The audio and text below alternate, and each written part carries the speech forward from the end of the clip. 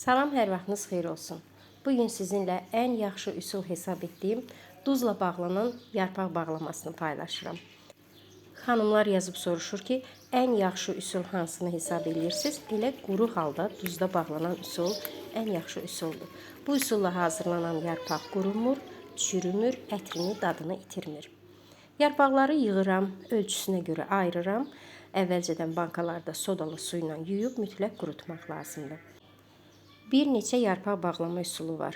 Duzlu suda və yaxud hissə verilmiş, yəni kağız yandırıb içərisinə qoymaqla bu üsul amma ən pratik və asan üsul hesab olunur. Bankanın içərisinə biraz duz əlavə edirəm. Yarpaqları sıx şəkildə yerləşdirirəm. Hər 2-3 qatdan biraz duz səpirəm. Demək olar ki, bankaya 2-3 dəfə duz səpirəm. Sıx şəkildə yarpaqları yığmaq lazımdır. İstədiyiniz ölçüdə bankaya yığa bilərsiniz. Üst hissəsinə yarım çay qaşığı duz əlavə edib qapaqla möhkəm bağlayıram. Qapaqla bağlamazdan öncə 20-25 dəqiqə açıq şəkildə saxlayıram. Və gedirəm həyətdən pərpətöyün yığmağa.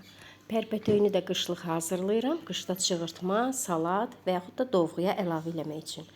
Bunun üçün pərpətöyünlər yığılır, soyuq suda çoxlu yuyulur. Hardasa 3-4 dəfə mən bunu yuyuram.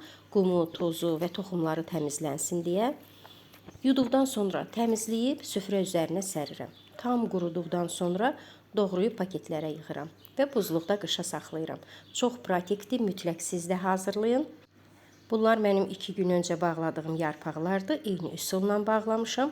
Görürsünüz, rəngi dəyişib və bir qədər də sulanıb. Qışa çürümədən, ətrini, dadını dəyişmədən saxlanır.